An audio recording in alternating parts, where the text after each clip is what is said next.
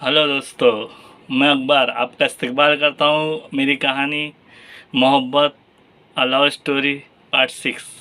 दोस्तों, आज मैं आपको जो 6 सीन बोलता हूँ पढ़ के सुनाता हूँ, लिखा हुआ मैं स्टार्ट करता हूँ। अगली सुबह किसी तरह शालिनी ने संजय को कॉलेज छोड़ने के लिए राज़ी कर ही लिया, या फिर ये कहना ठीक होगा कि संजय की मॉम के आगे संजय की एक न चली। संजय खामोशी से गाड़ी चला रहा था। शालिनी तिरछी निगाहों से उसे देख रही थी। मैं आपसे कुछ बात करना चाहती हूँ दफ्तन, शालिनी बोल पड़ी। मुझे तुमसे कोई बात नहीं करनी, पर मुझे तो करनी है, शालिनी बोली। पर संजय ने कोई जवाब नहीं दिया। उसने गाड़ी की रफ्तार और तेज़ कर दी। हवा से बातें करती हुई उसकी गाड़ी शालिनी के कॉलेज के सामने पहुंचकर झटके से रुकी। संजय ने अचानक पूरे ब्रेक दिए थे जिससे शालिनी थर्रा गई थी। संजय इंतज़ार करने लगा कि शालिनी गाड़ी से अब नीचे उतरे, तब नीचे उतरे, पर वो इत्मीनान से गाड़ी में बैठी रही। तुम्हारी कॉलेज आ गया, संजय ने कुछ देर बाद कहा। मैंने कहा था कि मुझे आपसे कुछ बात करनी है, और मैंने कहा था कि मुझे तुमसे कोई बात नहीं करनी, पर मैं तो करके रहूँगी। क्या ज़बरदस्ती है? यही समझ लीजिए। मैं कहता हूँ गाड़ी से नीचे उतरो, नहीं उतरती। तुम हद से आगे बढ़ रही हो। आप जो चाहें समझे। तुम अपने आप को होशियार समझती हो। संजय के मुंह से गुस्से में ये जुमला गैर इरादी तौर पर निकल गया, और वो भी उसने कुछ इस अंदाज में कहा था कि शालिनी खिलखिलाकर हंसने लगी। तो तुम नहीं उतरोगी? संजय ने फिर कहा। नहीं, शालिनी बोली, और संजय ने उसे गुस्से से देखा। शालिनी ने भी अपनी नज़रें संजय की निगाहों में गाड़ दी। संजय की निगाहों में गुस्सा था और शालिनी की निगाहों में प्यार। अचानक संजय ने एक झटके से गाड़ी स्टार्ट की।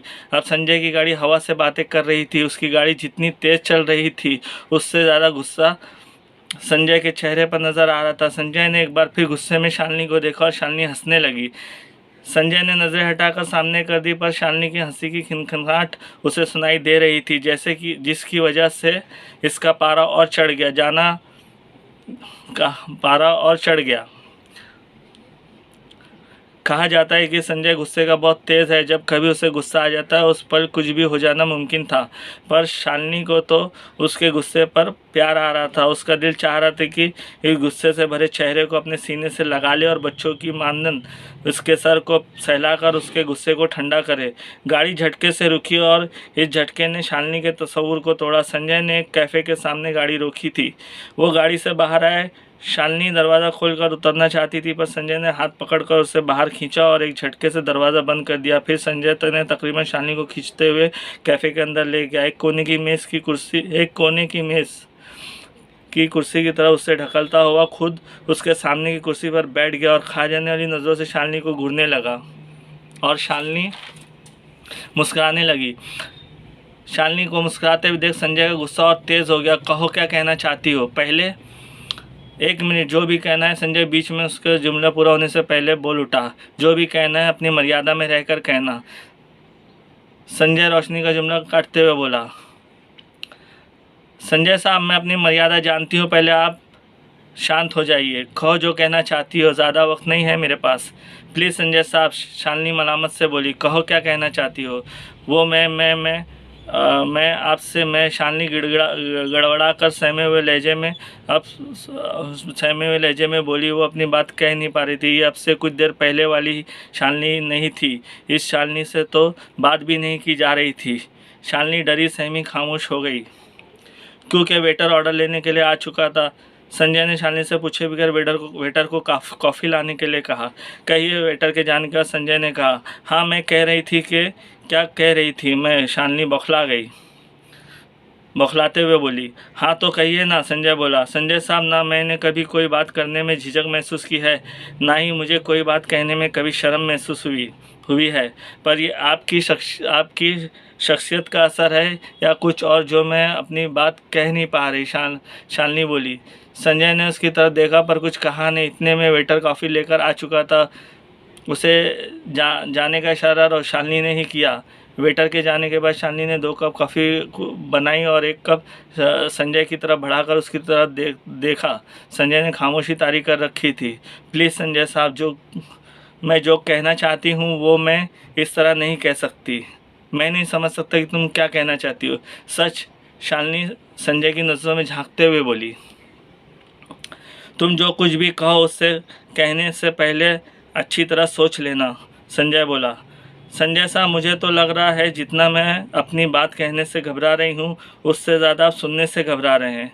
फजूल बातें ना करो। तो ठीक है संजय साहब, मैं अच्छी तरह जानती हूँ कि मैं क्या कह रही हूँ। क्या? संजय बोला।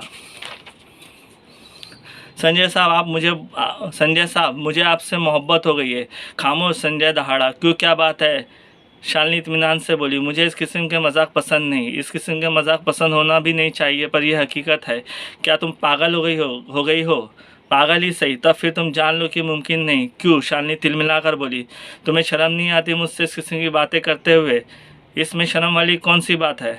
शालिनी प्लीज़ मुझसे इस किस्म की बातें मत करो, संजय अपने दोनों हाथ उठाता हुआ बोला। संजय साहब, मैं तो आपसे मोहब्बत कर बैठी, तुम समझती क्यों नहीं? आप क्यों नहीं समझते? ये कभी नहीं हो सकता, संजय सख्त लहजे में बोला। आखिर क्यों? शालिनी बेचैन होकर बोली। क्या तुमने घास खा रखी है? क्यों, क्या मैं आपके काबिल नहीं? शालिनी लरसती हुई आवाज़ में बोली। आंसू उसकी आंखों में झलक आए थे। संजय खामोश था, कुछ बोला नहीं। बताइए ना संजय साहब, क्या मैं आपका आप क्या बताइए ना संजय साहब, बात क्या है? आप क्यों मुझे नहीं अपना सकते? शालिनी फिर बोली।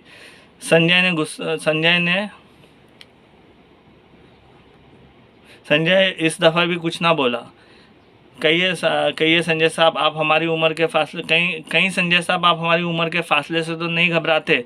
शालिनी फिर बोली। यह फासला ही बहुत बड़ा फासला है, संजय बोला। मुझे इसकी कोई परवाह नहीं, शालिनी मचल कर बोली और फिर संजय के हाथों पर अपना हाथ रखते हुए बोली। संजय साहब, आप ऐसा मत सोचिए, इस ख्याल को तुम अपने दिल से निकाल दो। संजय अपने हाथों से शालिनी के हाथ को अलग करते हुए बोला। अब ये मेरे बस में नहीं, शालिनी रड़सती हुई आवाज़ में बोली। इसका कुछ हासिल नहीं, संजय बोला। क्या आप कहना चाहते हैं कि मोहब्बत लाहासिल है? तुम समझने की कोशिश क्यों नहीं करती? संजय बेजारी से बोला। मैं बस इतना जानती हूँ कि मुझे आपसे प्यार है। मत बकवास करो, संजय ऊंची आवाज़ में बोला। उस दिन तो संजय साहब आप मोहब्बत को बहुत मुकद्दस जज्बा मान रहे थे। उस दिन तो मोहब्बत आपके लिए लाफानी थी, फिर आज मोहब्बत को क्या हो गया?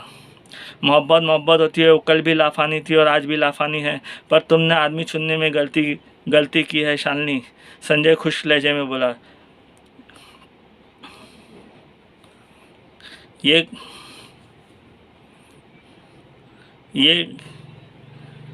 क्यों हो गया है? ये क्या हो गया है संजय साहब आपको? मेरी राइटिंग सही नहीं है। ये क्या हो गया है संजय साहब आपको? प्रिंट सही नहीं है। मोहब्बत चुनी नहीं जाती, हो जाती है। ये तो एक एहसास है जो एक के दिल से निकल कर कब दूसरे के दिल में समा जाता है, ये तो उन्हें भी पता नहीं चलता जिन्हें होता है। खामोश हो जाओ, संजय बोला। क्या मेरे खामोश होने से सच्चाई छुप जाएगी? शालिनी बोली। मुझे जाना है, संजय बड़बड़ाया। तो आप किससे भाग रहे हैं? मैंने कहा ना मुझे जाना है। आप हकीकत का सामना क्यों नहीं करते? शालिनी बोली। क्या है हकीकत? संजय शालिनी की तरफ देखकर बोला। हकीकत ये है कि आपको भी मुझसे मोहब्बत है, पर अपनी उम्र की वजह से घबराते हैं। संजय साहब, आप समझते क्यों नहीं कि मोहब्बत उम्र नहीं देखती? पागल हो तुम? हाँ, मैं पागल हूँ आपके प्यार में। मेरे पास इन फालतू बातों के लिए वक्त नहीं, संजय बोला। और मैंने अपना सारा वक्त इसे दे रखा है, शालिनी बेखुदी के आलम में बोली। मुझे ऑफिस के लिए देर हो रही है, संजय उठते हुए बोला। फिर एक सिरसरी सी निगाह शालिनी पर डाली और कहा, मैं माफ़ी चाहता हूँ, तुम यहाँ से अकेली कॉलेज चली जाना। कहते हुए संजय तीर की तरह कैफ़े से बाहर निकलता चला गया और शालिनी मायूस बैठी संजय को जाते हुए देख रही थी। दोस्तों, ये थी मेरी कहानी का छठा हिस्सा, मोहब्बत। और मैंने आपको पढ़ के सुनाया क्योंकि मेरे बोलने से कहानी की चाशनी नहीं रह रही है, वो बात नहीं रह रही है, उसकी जो डायलॉग्स है, जो असर है कहानी का। तो मैंने कोशिश की आप लोगों के सामने पढ़ के पेश करने की। देखते क्या होता है। अगली किस्त के साथ मिलूँगा मैं एक बार आपको फिर। तब तक के लिए बाय बाय।